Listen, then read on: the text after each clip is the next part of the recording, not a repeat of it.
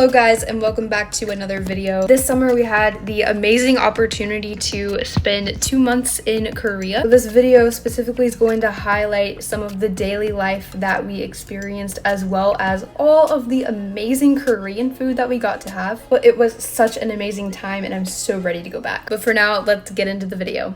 I did want to mention that some of the clips are going to be very low quality because I did not have access to my phone all the time, but I would much rather have low quality clips than none at all, so please bear with some of the glitches that will come in certain shots. I loved the area we were living in for these 2 months because it was a little bit unique to Korea in that it was very family oriented, so there's tons of parks.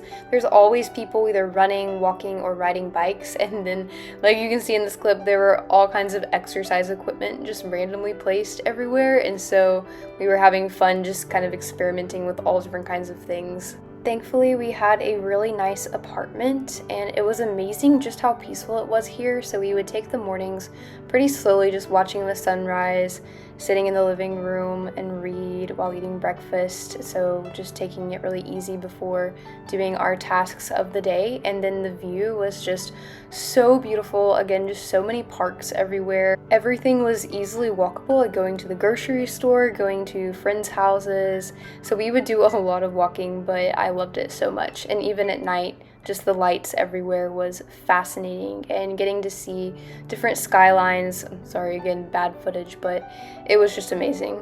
And one thing that surprisingly I really loved was the trash system here. So you have to wash and organize all of your trash before throwing it in specific trash bins like this one here. You press a button and then whoop, there it goes. And then another thing I loved was the transportation. It was super easy for bus or subway. So besides walking, this was primarily how we got around. But again, it was really easy. You just get a bus card and it works for that or the subway. Going out to eat in Korea was really fun because first of all, Korean food is amazing, so tasty.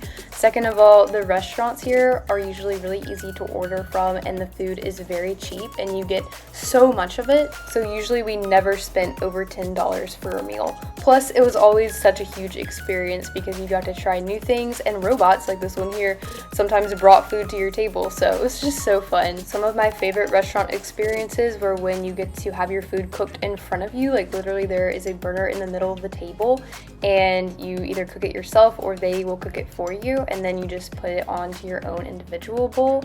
That happened a lot with Korean barbecue, but also the shabu shabu place was my favorite. It was kind of very similar, if not the same, as hot pot. So you would get a pot of broth right in front of you on a burner, and then all of the ingredients that you are going to put in the pot once it starts boiling.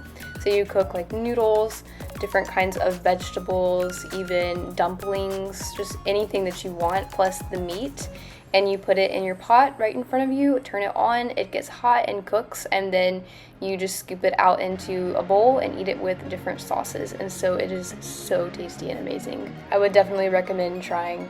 One thing that I ventured out to trying in Korea was octopus, and I honestly loved it so much.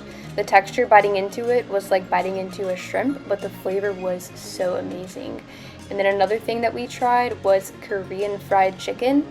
But I also really loved the more traditional Korean food like bibimbap, or when we went to a restaurant that was literally a restaurant of side dishes. They put at least 15 different side dishes on our table at once, plus they had stations for rice and soup as well.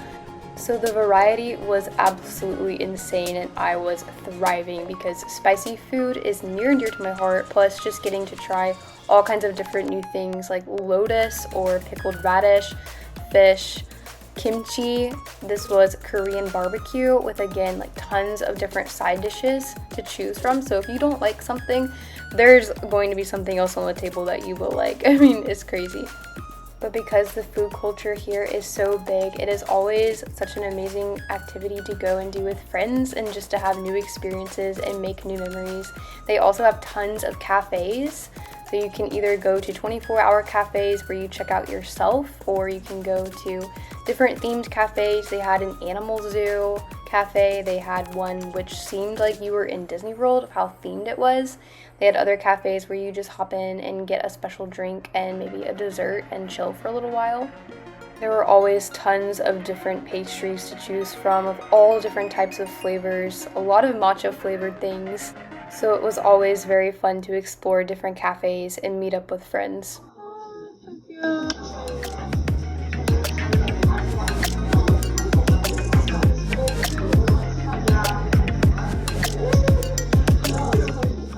Besides going out to restaurants to eat, we would go to convenience stores or also our very favorite grocery store nearby just to get simple ingredients and things to have on hand at the apartment to put together some quick meals. There was also a Costco, so we were able to explore the different things at this Costco that you can't get in America. So we got to experiment with some new ingredients and also different kinds of products that they had in the stores around us. So it was really cool to get to see new foods and put together new combinations. This was a fun area we frequented because it had so many different restaurants, but also tons of people all the time. Had places to play games or shop, a lot of photo booths and karaoke, which is really popular, so we would meet up with friends and do that very often. And up at the top there was a very beautiful view of the sunset that we would get to see sometimes at night. But because of the way it was set up, there were at least 4 different massive buildings with at least 3 or 4 different floors in each building, and so we would get a little bit confused on where we were sometimes. Despite going back and forth between all of the buildings and trying to explore, it almost seemed like we would discover a new area every single time we went. And of course all of the maps were in Korean and we didn't have access to our phones, so we were kind of on our own with trying to figure it all out, but it definitely made for some fun adventures for sure. And the restaurants here, a lot of them had their menus on the outside, so as you walked by you could just see what each restaurant had to offer right there, which was really nice. So we would eventually find what we needed even if it took us a while to get there. This is the Zoo Cafe that I was mentioning earlier. It is literally a place you can go and eat dinner or lunch and play with animals. And then Daiso was kind of like the Five Below / Dollar Tree of Korea, so we went there a lot. They also had a massive food square, so it was very similar to a food court where you just walked around and there were different restaurants and seating areas to go and shop around and eat at. So that was always really convenient and really nice. And it was a very beautiful area of the mall too because they had so many plants in there. But a couple hidden gems we found was a Disney store, which made walking in there so magical because they were playing Disney music and had all of the Disney things. So it was like we went to Disney World basically. And then they also had a Nintendo store. So right after going to Disney World, we went to Universal and they had different games that you could try out. They had all kinds of merchandise, of course, but it was just so fun going in there and looking at everything. Before wrapping up the first video in the Korea series though, I did want to mention a little bit about training, which came before we left. There were certain reasons it had to happen that I won't get into, but this is some footage. Alright, so made it to training. These are the little huts that we are staying in. And so we've got kind of 2 rooms.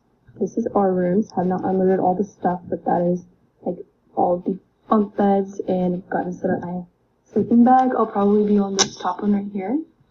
So yeah, we're getting it started.